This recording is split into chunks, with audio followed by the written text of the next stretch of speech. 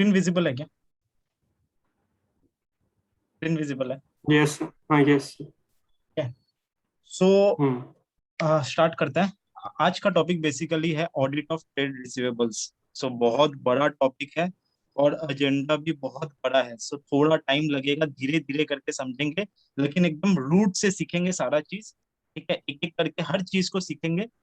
तो हमेशा अभी तक का वीडियोस देख के ये तो समझ में आ गया होगा कि मैं बहुत फोकस करता हूँ कि एंट्री का फ्लो कैसा हो रहा है। एंट्री का फ्लो अगर समझ में आ जाए तो ऑडिटर को समझ में आ जाता है इजीली कि हमें देखना कैसे, हमें थॉट प्रोसेस क्या लगाना है कि हम आइडेंटिफाई ऑब्जर्वेशंस को आइडेंटिफाई कर पाए।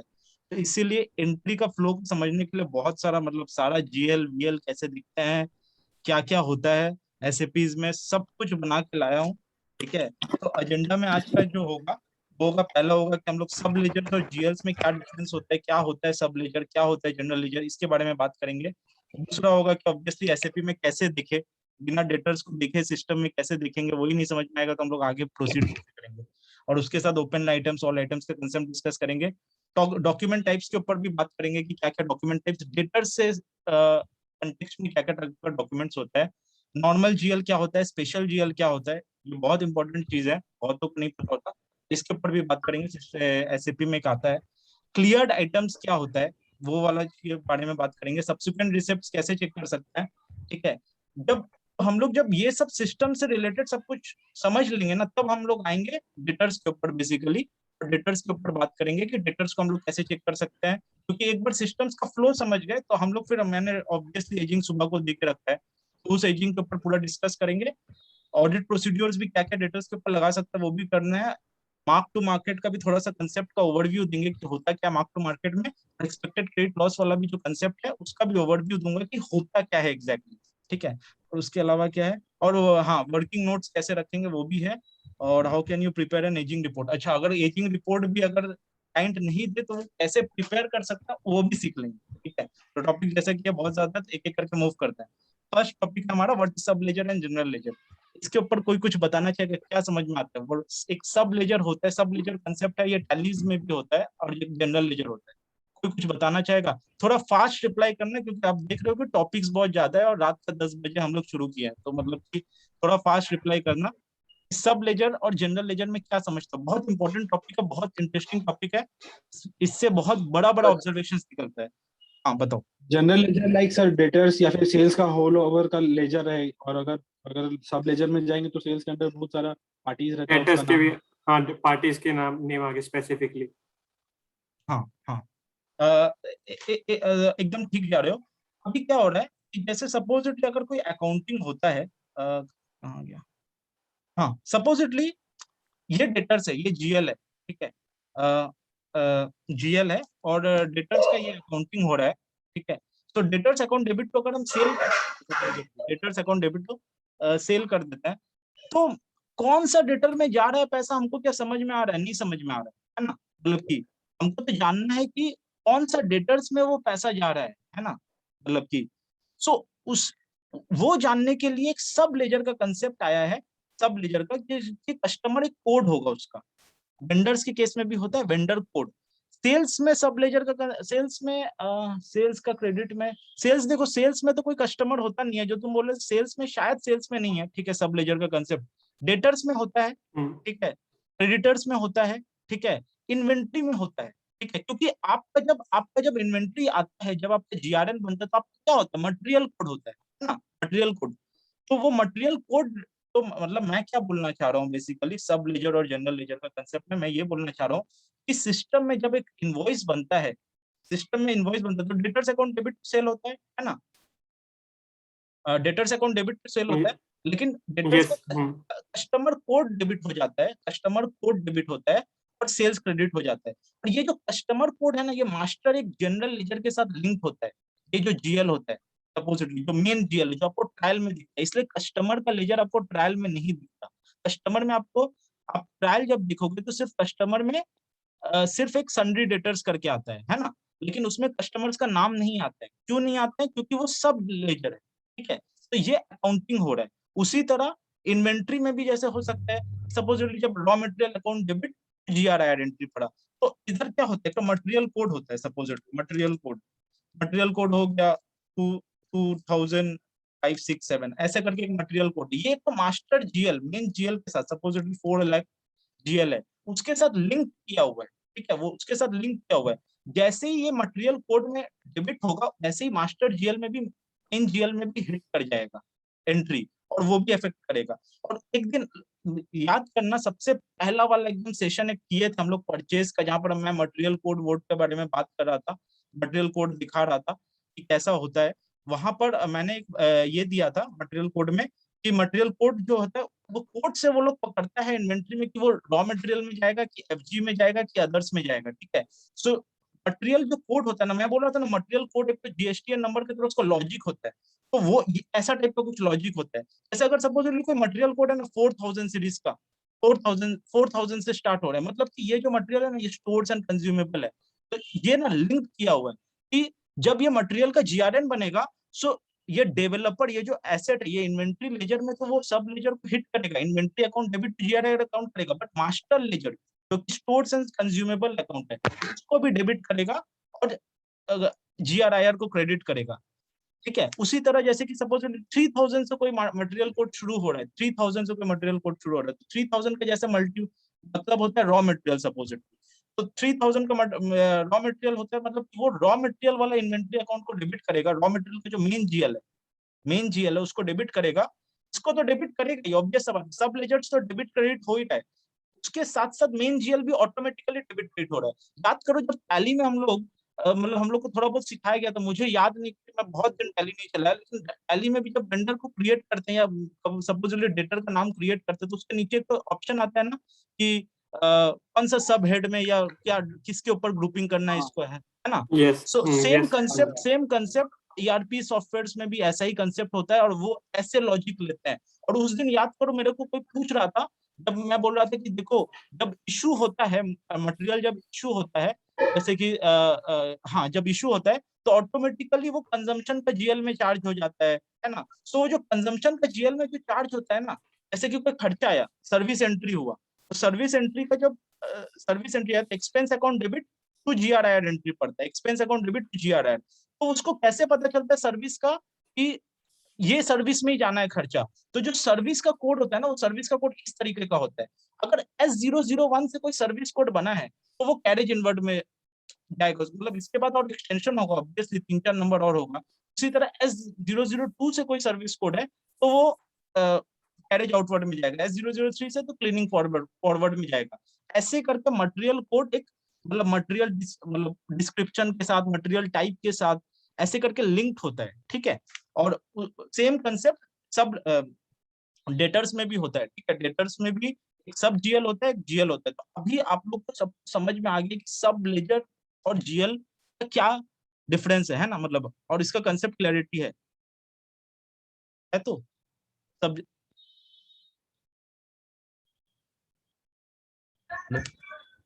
Hello. हाँ हाँ ठीक है।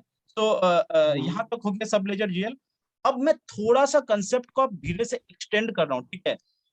देखो ये वाला कंसेप्ट को और अच्छे से समझना, यहाँ से तुमको रजिस्टर और जीएल क्यों नहीं मैच करता है, इसका लॉजिक मैं समझाने वाला हूँ। अब थोड़ा कंसेप्ट एक्सटेंड कर रहा हूँ, ठीक है। इसमें क्या हो रहा है, जब आपका सब जीएल और ये मतलब सब लेजर और जीएल में तो क्या है, अकाउंटिंग एंट्री पड़ रहा है, मतलब सब जीएल भी डेबिट हो रहा है और मेन जीएल भी डेबिट हो रहा है एक साथ, मतलब कि वो ऐसा उसका मास्टर्स में बैठा हुआ है कि ये जो कस्टमर कोड्स है, ये सपोजिटली ये सारा कस्टमर कोड्स है, ये कस्टमर कोड्स मेन जीएल के साथ इंटरलिंक्ड किया हुआ है, ठीक है, इंटरलिंक किया हुआ है और वो उधर बैठा हुआ है। बट अब एक होता है रजिस्टर, ठीक है ना।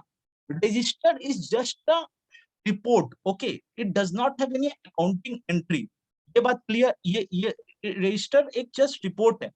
बहुत जन क्या करते हैं, सेल्स रजिस्टर को सेल्स लेजर के साथ मिलाते हैं और वो मैच नहीं करता है। तो से देखो, अगर डेटर्स लेजर और आपका डेटर्स का पार्टी वाइज डिटेल वो अगर नहीं मैच कर रहा है, तो वो एक वैलिड रीजन है, उसका एक रीजन होता है क्यों नहीं मैच कर रहा है उसके ऊपर। अच्छा, उसमें भी एक बार बात कर लेता है। अगर सपोजिटली अब सोचो कि डेटर्स का लेजर तुम्हें ट्रायल में एक डेटर्स का लेजर दिख रहा है, राइट? ट्रायल में एक डेटर्स का लेजर दिख रहा है, सपोज इट ट्रायल में 42 लाख लेजर डेटर्स का बैलेंस दिख रहा है, ठीक है? ट्रायल है, ट्रायल का एक मैंने स्नैपशॉट रखा है ना, ट्रायल का स्नैपशॉट रखा है, ठीक है? 42 लाख दिख रहा है। अब तुम इसका क्या मांगोगे? इसका बोलोगे कि एक तो तुम लेजर से देख लिए, लेजर डाउनलोड करके देख लिए, तो लेजर में भी क्लोजिंग बैलेंस 42 लाख ही दिख रहा होगा। और दूसरा होता है पार्टी वाइज डिटेल मांगोगे इसका, कि इसको समरी बना के दीजिए, इसका एक शेड्यूल दीजिए मेरे को, ठीक है? पार्टी वाइज डिटेल जब मांगोगे ना, तो मे भी ऐसा हो सकता है कि इसका बैलेंस मे भी पार्टी वाइज वो जो डिटेल दिया तो 38 लाख ही है, सपोजिटली मैं ऐसे बोल रहा हूँ, मतलब मान के चलो। तो ऐसा क्यों होगा बताओ? ऐसा ऐसा क्यों हो सकता है? क्या रीजन हो सकता है ऐसा होने का? Payment difference.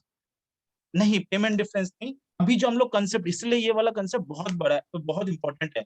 कोई अगर सपोजिटली, मैंने क्या बोला, इंसान क्या करते हैं, इंसान जब एंट्री मारता है वो सब जीएल में एंट्री मारता है, उसको वो कस्टमर कोड को पकड़ता है, customer code account debit sales, कहाँ एंट्री था यार मेरा, हाँ कस्टमर, ये डेटर्स, ये वो क्या करता है यहाँ पर, जैसे कि मेरा 1000 है, हरिनाथ भक्ति ब्रिक्स, वो क्या करेगा, तो एंट्री जब मारेगा उधर, वहां पर नाम चूज करना नहीं होता, जैसे एसएपी में जब तुम एंट्री मारोगे तो तुमको कोड देना पड़ता है, जीएल कोड देना पड़ता है, तो वहां पर जहां पर कस्टमर का देना पड़ता है वो कस्टमर कोड देता है। तो सपोजिटली वो 1000 दिया और सेल्स का कोई जीएल कोड होगा, जो कि मेरा सेल्स का जीएल कोड है 654302, ऐसा मैं एग्जांपल में लेके चल रहा हूँ, ठीक है? तो अगर वो कस्टमर कोड दिया, ठीक है, और सेल्स दिया, तो ये ऑटोमेटिकली मास्टर जीएल में भी फ्लो करेगा। लेकिन सपोजिटली उसने क्या किया, किसी आदमी ने एंट्री मारा, उसने डायरेक्टली मेन जीएल में debtor account debit to sale ऐसा एंट्री कोई मार दिया, debtor account debit to sale ऐसा एंट्री कर दिया, तो क्या सब जीएल में इफेक्ट करेगा?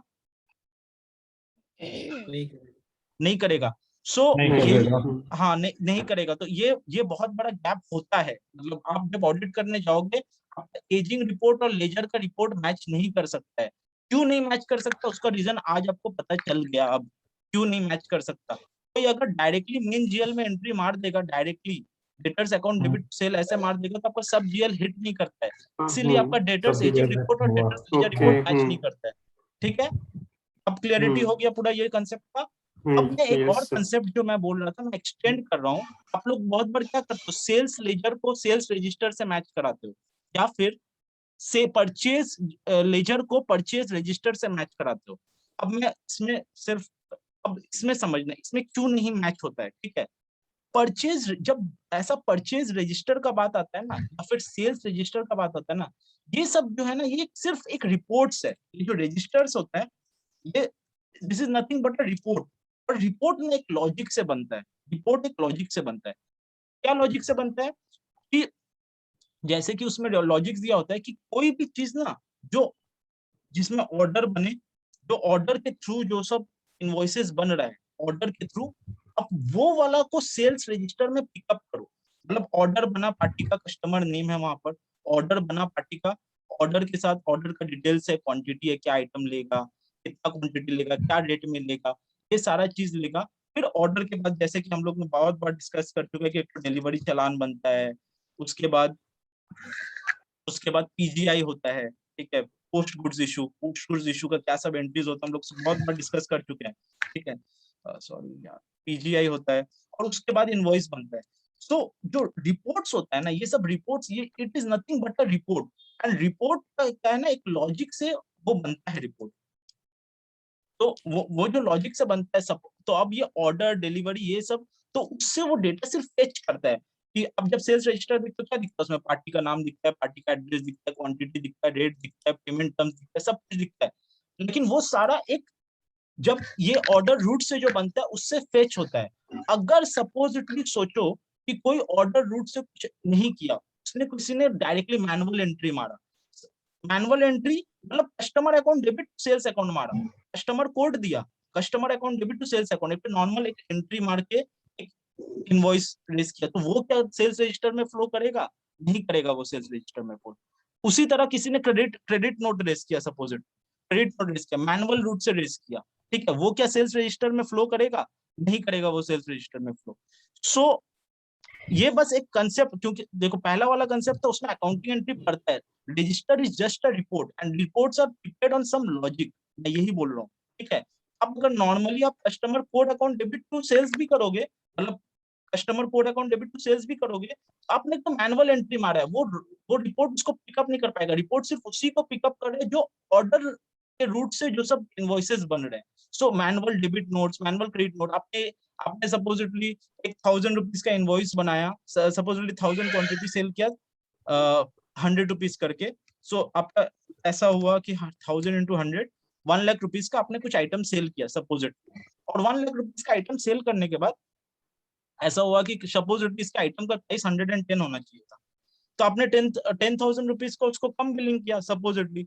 अब क्या करोगे, आप थोड़ी ना इनवॉइस पूरा कैंसिल करोगे, माल निकल गया, ईबे बिल बन गया, सब कुछ निकल के आउट हो गया, तो अब क्या करोगे, तो एक्सटेंशन डेबिट नोट रेस कर दोगे, और तब आप कम एंट्री मारोगे, आप कस्टमर को ही डेबिट करोगे। आप, मैं ये नहीं बोल रहा हूँ कि वो directly debtors account debit to sale किया, मतलब डायरेक्टली मेन जीएल में हिट किया, सब जीएल में हिट किया, लेकिन एक मैनुअल एंट्री के थ्रू हिट किया, मैनुअल एंट्री किया, not through the invoice order route से नहीं किया, तो वहां पर डिफरेंस आ जाता है सेल्स रजिस्टर और सेल्स जीएल में। उसी तरह स्टॉक ट्रांसफर जो होता है ना, स्टॉक ट्रांसफर जो होता है, जैसे एक यूनिट है, आईटीसी एक कंपनी है सपोजिटली, उसका एचओ है, उसका एक ऑफिस बैंगलोर में है, उसका एक ऑफिस मे बी तमिलनाडु में हो, सो बैंगलोर ऑफिस जब तमिलनाडु ऑफिस को सपोजिटली कोई इन्वेंट्री ट्रांसफर कर रहा है, तो इन्वेंट्री ट्रांसफर कर रहा है, तो उसमें उसमें वो सेल्स नहीं दिखाता, वो वहां पर एंट्री पड़ता है inventory account debit to inventory account, खाली बिजनेस एरिया चेंज हो जाता है, ठीक है। बिजनेस एरिया का कंसेप्ट हम लोग डिस्कस करेंगे आराम से, आज तो नहीं। बिजनेस एरिया मतलब इस यूनिट से दूसरा यूनिट में inventory balance sheet to balance sheet transfer हो रहा है बेसिकली, सो वो आपका सेल्स रजिस्टर में आ जाता है स्टॉक ट्रांसफर, लेकिन आपका सेल्स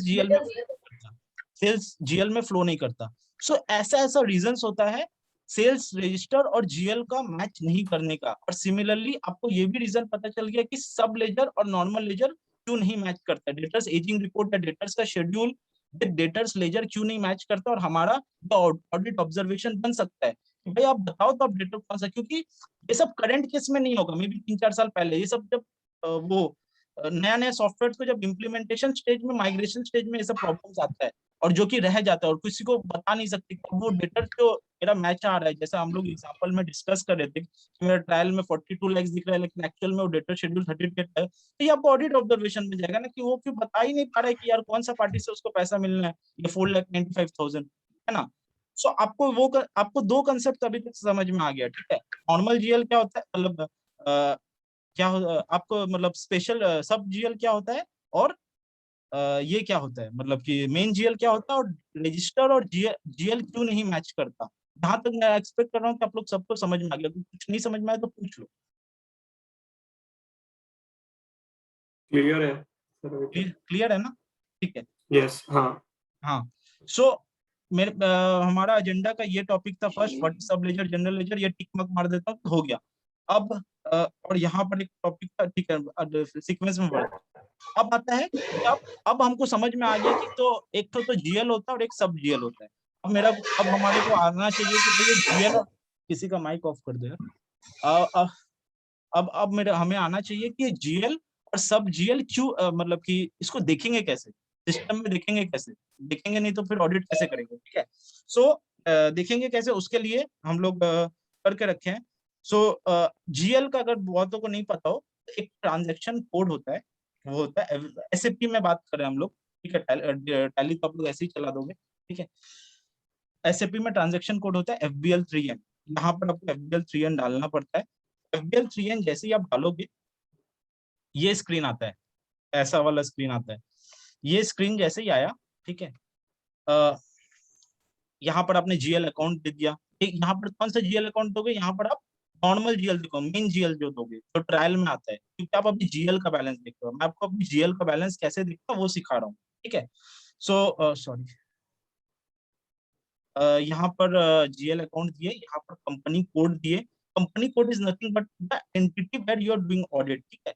सो उसका एक यूनिक कंपनी कोड होता है एक ऑर्गेनाइजेशन का, और ऑर्गेनाइजेशन का एक, जैसे आईटीसी एक कंपनी है ना, उसका एक कंपनी कोड होगा, ठीक है। लेकिन आईटीसी कंपनी का अगर मल्टीपल लोकेशंस में यूनिट्स है, तो उसका अलग अलग बिजनेस एरिया होता है, क्योंकि आपको तो उसका भी प्रॉफिटेबिलिटी देखना पड़ता है ना, तो वो कितना प्रॉफिट कर रहा है, वहां कितना खर्चा हो रहा है।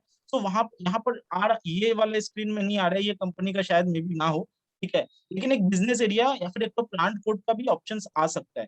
आपने जीएल अकाउंट दे दिया, आपने कंपनी कोड दे दिया।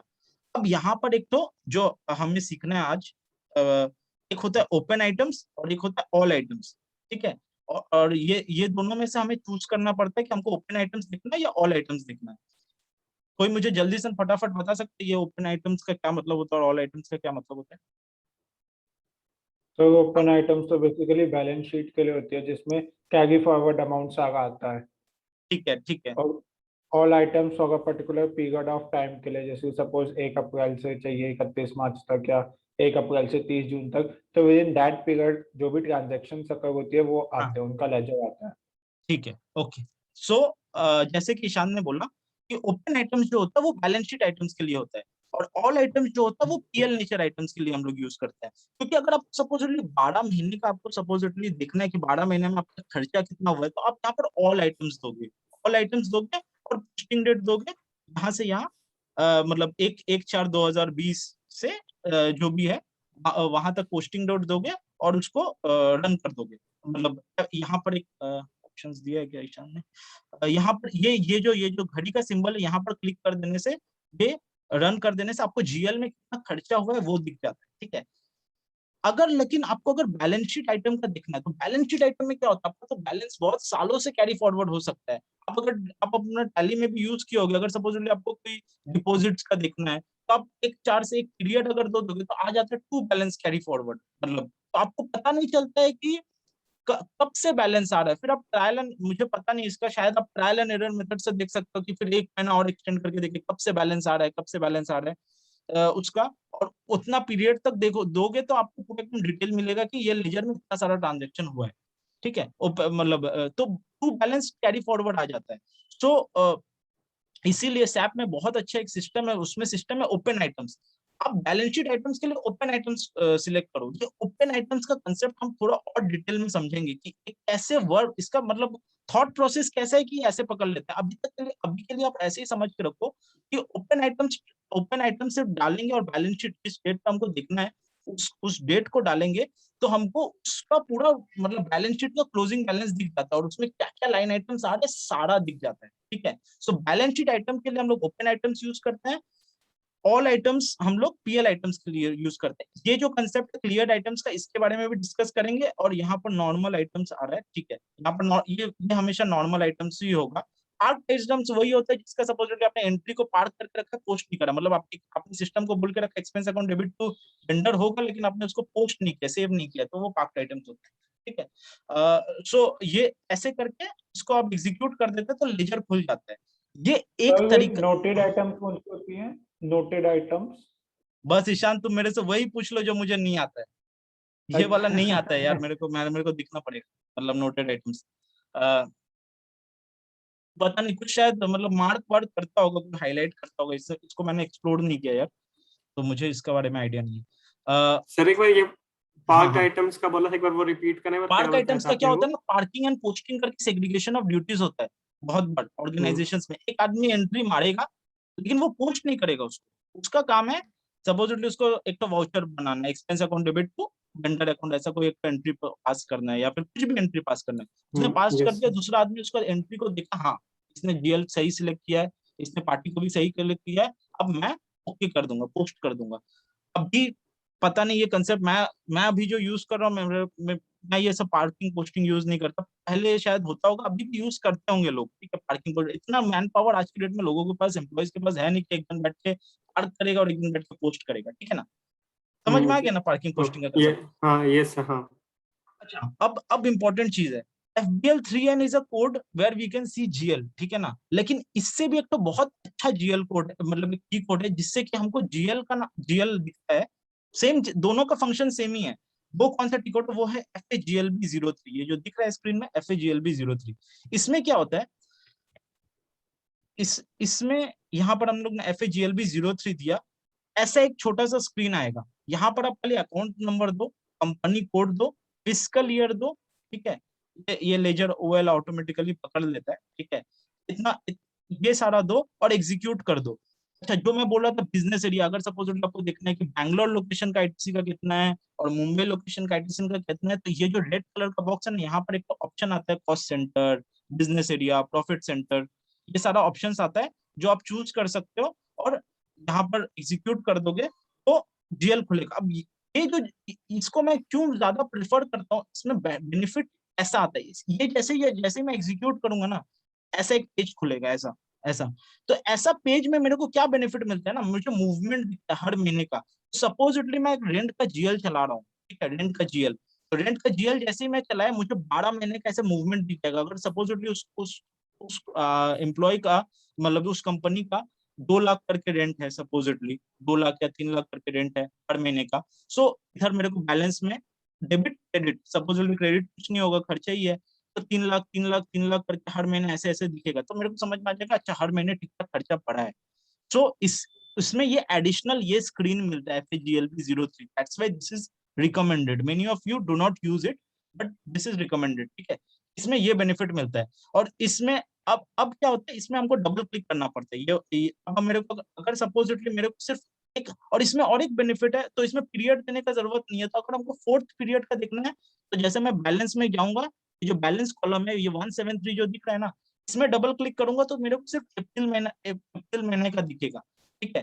उसी तरह मेरे को मार्च महीने का देखना है, मतलब मार्च नहीं, सॉरी ये मैं गलत बोल रहा हूँ, 1 का मतलब होता है यहाँ पर अप्रैल और 4th का मतलब होता है जुलाई। ये फिस्कल ईयर का कंसेप्ट में चलता है, जो कि देख पा रहे हो, फिस्कल ईयर मतलब अभी 21-22 चल रहा है सपोजिटली, तो सिस्टम फिस्कल ईयर पकड़ रहा है 2022 आपको। आप अगर 2021 दिए हो फिस्कल ईयर, तो आपको 1920 का दिखता है, ठीक है।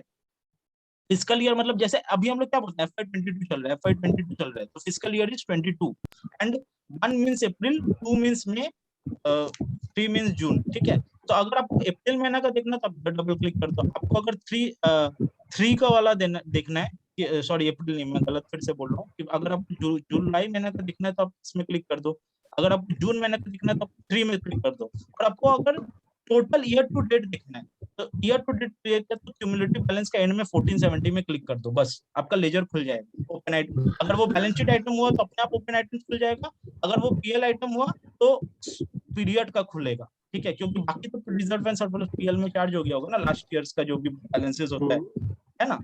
तो उसके अच्छा ये करने के बाद जो स्क्रीन आएगा वो स्क्रीन में आता है, ठीक है।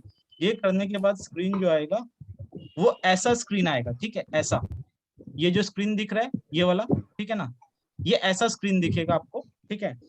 ये जो स्क्रीन दिखेगा, यही स्क्रीन डायरेक्टली जब हम FBL3N से करते हैं ना, FBL3N से, तो आपको डायरेक्टली ये स्क्रीन दिखता है, जिस पीरियड का चलाए हो।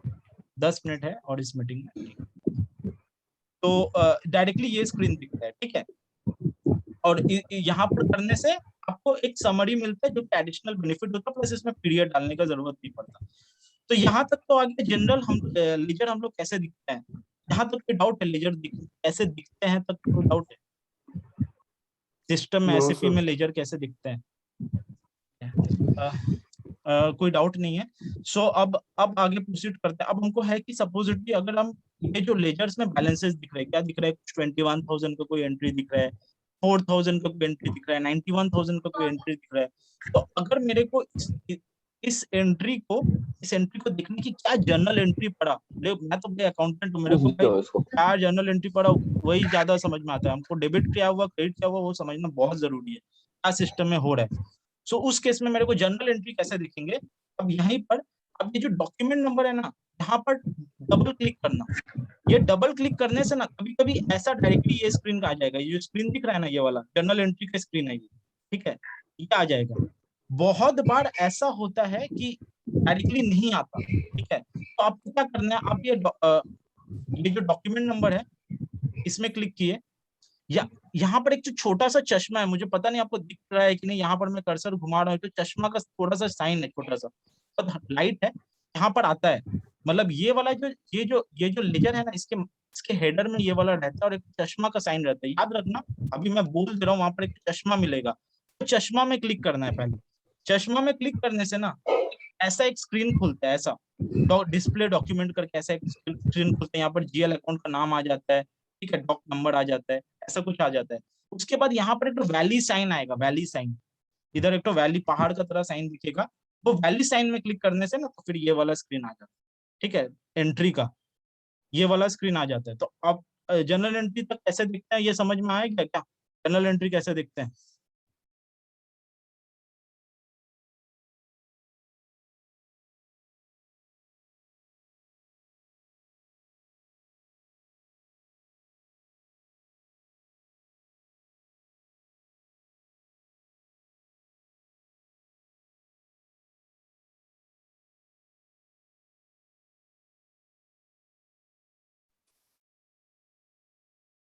नेट